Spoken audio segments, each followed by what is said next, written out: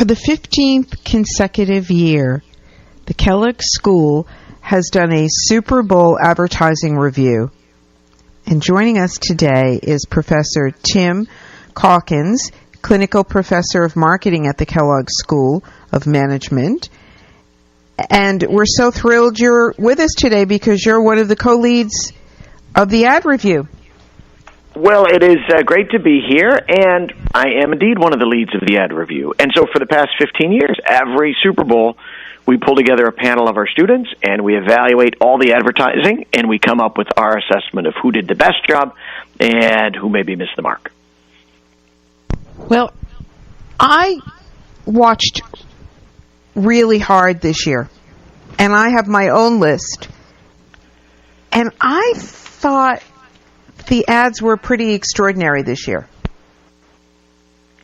I thought the ads were very good. Overall, I thought the ads were good this year as well. You know, every year, people will say, boy, they're just not as good as I remember, you know.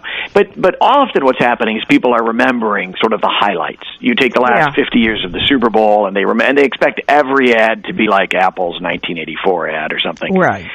Forgetting that there were 70 other ads that year that we have zero recollection of. So, but I think on balance this year, I actually think the ads were quite good. The branding was good. The breakthrough was good. Great. Okay, I thought it was a good year for Super Bowl advertising. What was the number one? What did all of the students in the entire group think was the number one? The one that won the... Two different answers to that. So the single top ad that they scored was the ad from Bud Light about the corn syrup. Yeah. And the single top advertiser was Microsoft for their ad that they ran. Yes. The difference, Bud Light had one fabulous ad, but then ran a few others that didn't work as well. And we rate advertisers in total. Microsoft just ran one ad. That one was terrific. But those were really the two sort of top you'd point to, Microsoft and that Bud Light corn syrup ad. Well, that Bud Light corn syrup ad has sparked this controversy. Did you see, we talked about it the other day with Kate Delaney, that many of the farmers, corn farmers, threw their Bud Lights down the drain. It's prompted a lot of discussion. So, the corn farmers are all upset, but also the competitors are upset. And so, the competitors are taking out advertising, talking about the corn syrup. But what's interesting, though, is... The truth is that you couldn't make beer without sugar because of the fermentation process. You need some sugar in there for the yeast to eat. But anytime you see the competitors react like that, you know that the message hit home. Yes, you know it did. I think that was very creative for Bud Light. Yes. And they found something that I think really differentiates Bud Light potentially, at least in perceptions. And that's what you need to do. And they hit it so hard. The ad was so well done. Oh, absolutely. They were also... Remember at the end of that ad, one of the lines I loved, they said, to be clear, right, Coors Light brews with corn syrup. Because they wanted to make sure that everybody got the message. Yeah, right? they did. And I'm surprised Coors isn't suing their you-know-what off. I'm like shocked. Well, I would bet the lawyers are firing off... I'm sure they are. Okay, I'm going to ask you your personal favorite. Out of how many ads did we have to watch endure for the entire game of the show? Depends how you're counting, whether you're counting all the trailers and all of this. Yeah. But basically 70, I think 70 ads might have gone by across all of those.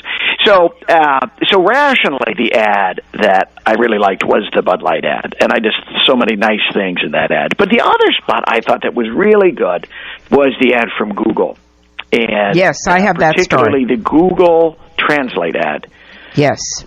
Where they showed everybody all over the world translating all of the different languages. And I thought that what was I liked pretty about cool. it was that ad, it was all about Google, and it was really just a big product demonstration of all the translating features you can do on Google. But they tied it then to this very high-order, feel-good, Google helps us connect with people and helps us make the world a better place. And it's such a big positive message that they build from this translate functionality. So in a way, they do both things there. It's about the product. It gets your attention. You feel good about it, so you have great feelings for the brand. I loved that spot. That was terrific. I had so many that I starred. One of them was the horses came back for the Budweiser ad, the Clydesdales. They did, yeah. We got the Clydesdales back. That's right. And I loved the fact that they played Blowing in the Wind in the background and part of that ad, and using wind turbo technology. I thought that was really cool.